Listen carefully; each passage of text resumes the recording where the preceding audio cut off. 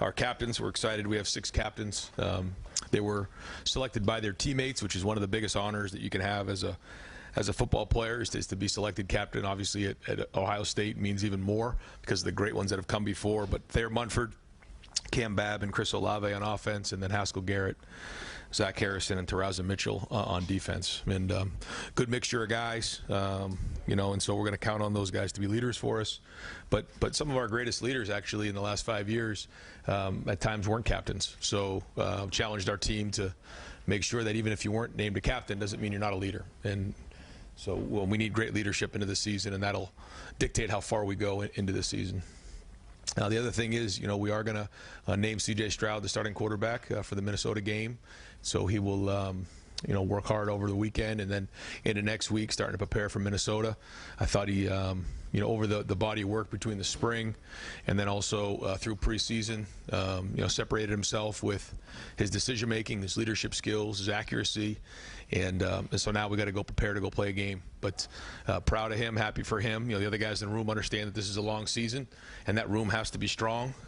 We know at Ohio State that it takes everybody in that room. So that room needs to continue to work. It's a long way to January, and that's been the message. And the focus has to be to continue to be about development, but also to encourage the other guys in that room. And so I think they understand that. They've been communicated to that way, and think that whole room has had a good camp, and they have gotten better. So still a lot to improve on and a long way till we get to January.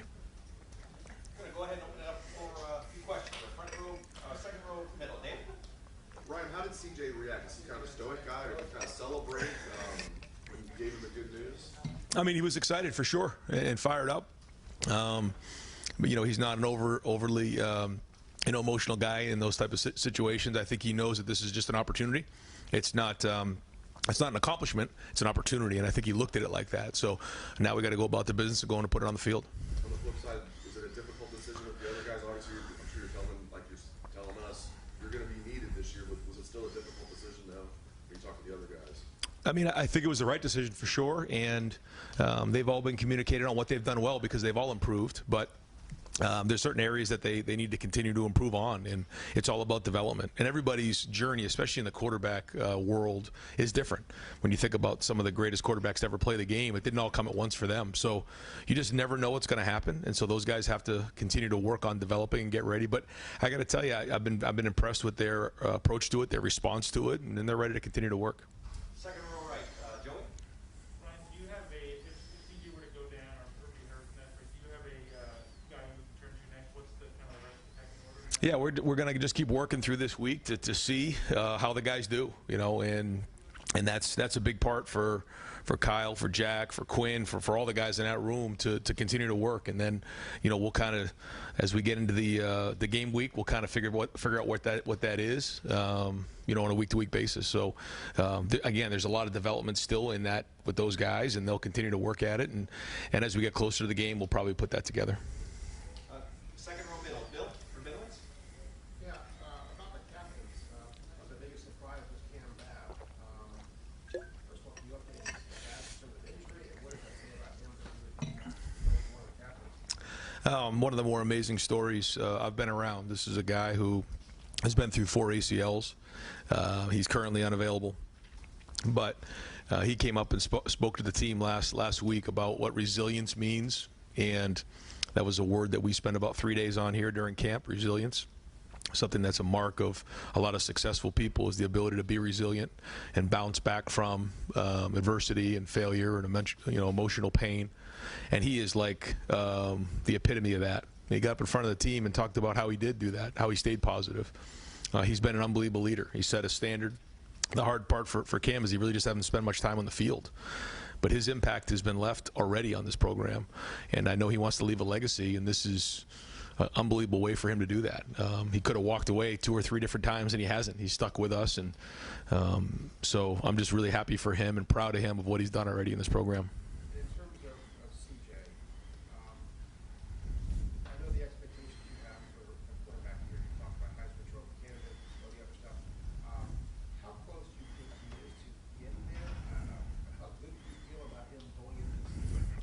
I mean, I'm excited about what I've seen in camp. There's been a lot of flashes of really good quarterback play. Now, again, we haven't been live. We haven't been tackled.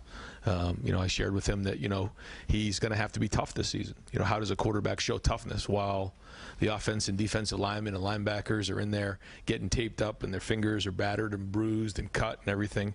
He's going to have to stand in the pocket and take shots. And I think he had a great role model in Justin last year, being able to take shots and work through injuries along the way. That's going to be a big part of what this season, presents for him. But I'm excited about what we've seen for sure, and he's shown us all the things that we need to see to be ready to go play Minnesota in the second with him at quarterback. Third row left, Dan. Ryan, what made today the day in your mind to name CJ the starting quarterback? Yeah, we had a big scrimmage yesterday, and we kind of called it our preseason game. We've been sort of working these last weeks out like game weeks. 2 weeks ago, we had 3 hard practices, backed off for a couple days, had a scrimmage. This week, same thing, kind of like a Tuesday hard practice, Wednesday hard practice, backed off Wednesday. Thursday we went out to the Football Hall of Fame, which was really a great experience for our guys to get a change of scenery, but we practiced in helmets there. But then to turn around, we gave them the night off. But then to have the preseason game is kind of the way we did it over in the stadium. Noon kickoff. It was really hot.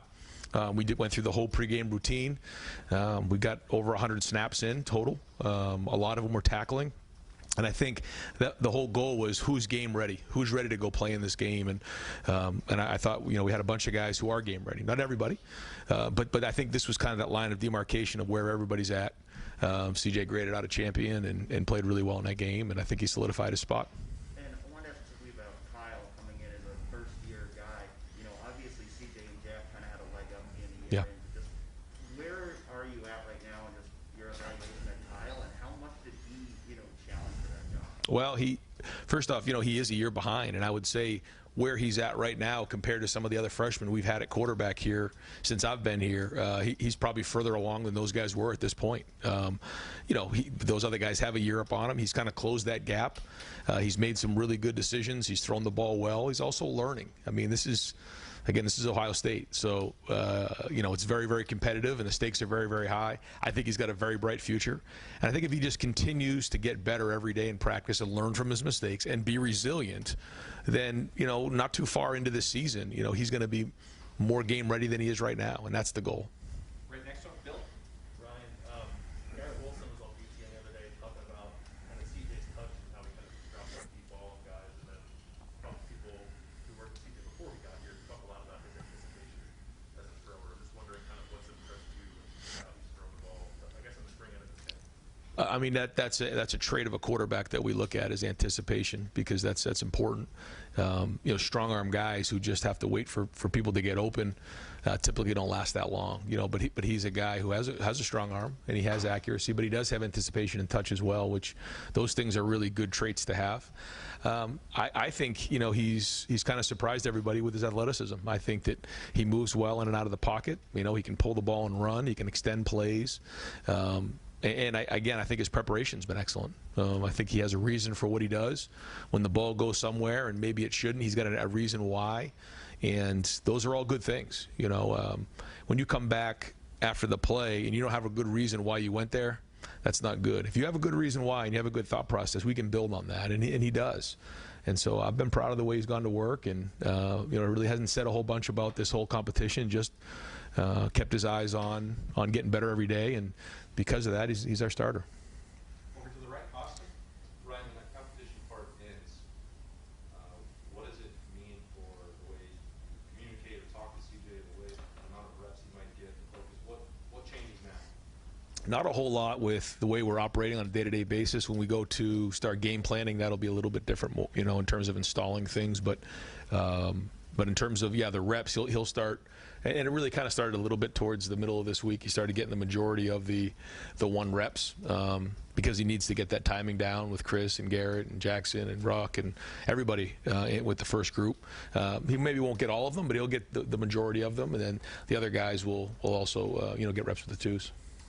I'm sure for him, there's relief is there for the coaching staff that part is over. I mean, there's got to be a lot of pressure that goes into this decision. I think the anxiety is, do you have a guy that you feel great about going into the game? And we do. So I think that part is exciting and a relief. but now we got to go play. So it doesn't really mean anything until we get on the field. The only thing it means is he's taking that first snap in the first play when we go on the road.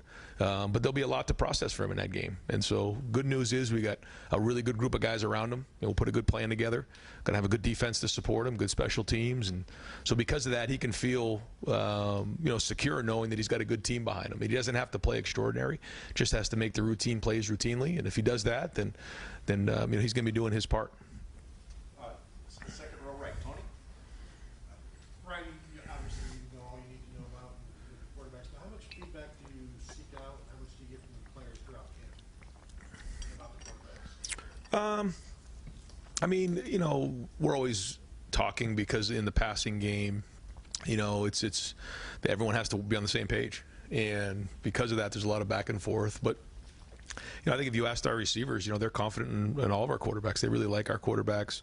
They spend time with them. I think, they really think Jack throws the ball really well. They think Kyle throws the ball well. I know they know CJ. They're getting used to Quinn a little bit, when the short time that they've seen him so far. But I think they all really think that they throw the ball well, and there's been some synergy there, which has been positive. Head coaches are measured by wins, but you got a guy like Cam Bad who sticks around. And Mario McCall said it's hard to leave this place. Haskell Garrett said the same thing.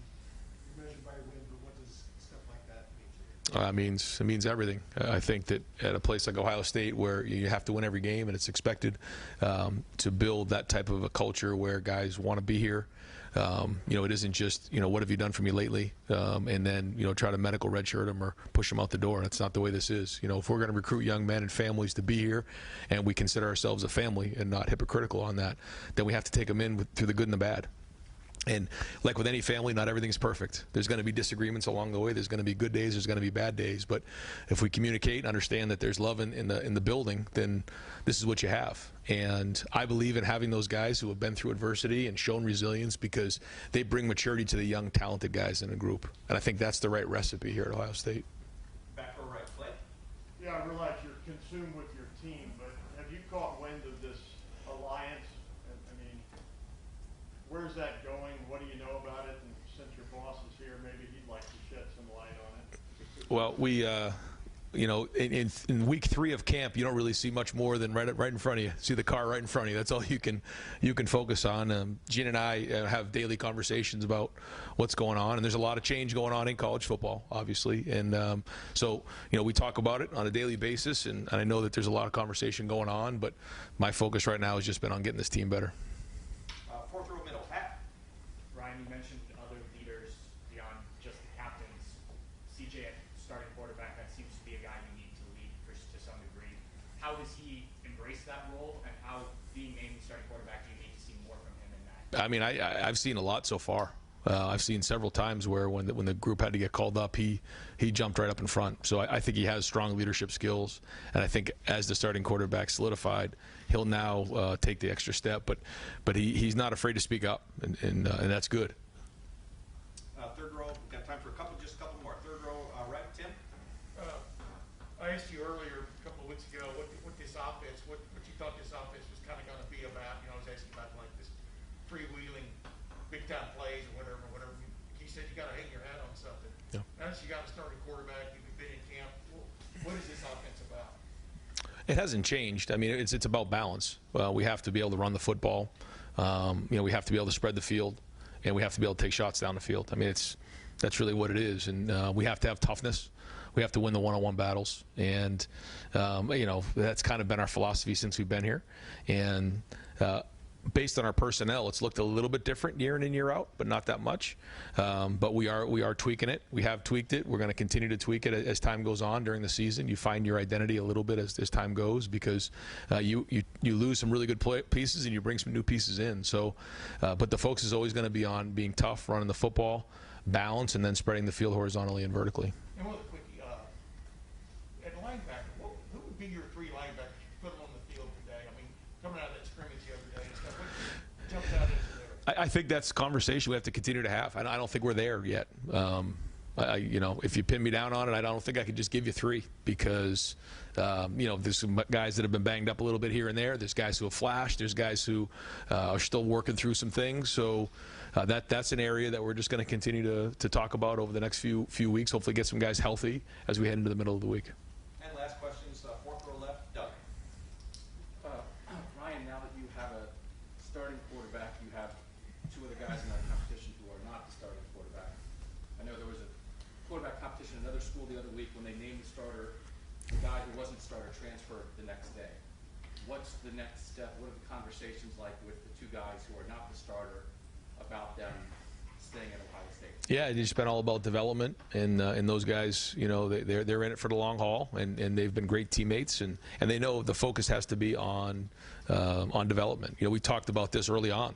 We knew that there was going to be one quarterback who started against Minnesota. That's the only thing that's guaranteed, and they're all here to continue to work and develop and grow, and their attitudes have been excellent. So that's been their focus. And now listen, when we get to January and you'll see what the year brings, I think we all come up for air and reassess, and that's all fair, and I totally get it. But right now I know that they're committed and they want to be here. And the stuff you're doing, is Quinn working in at all, like the scrimmage on Saturday? Where is he just getting adjusted here? Yeah, I mean, he started out early on, and we were kind of getting him indoctrinated into the offense and everything like that. He's been unavailable the last couple of days, and so, you know, we'll get him back here, you know, at the end of next week.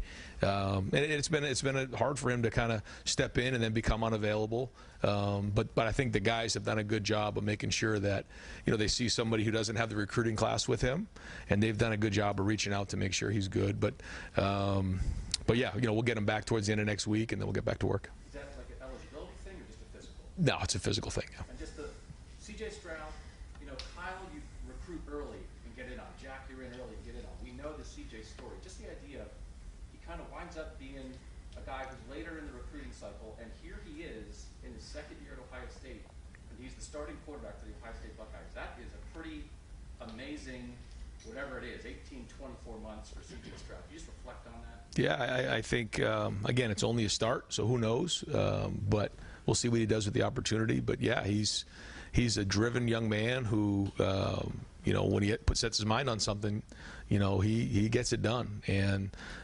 so, again, I think it's just an opportunity, but could be a good story someday based on how it all shakes out.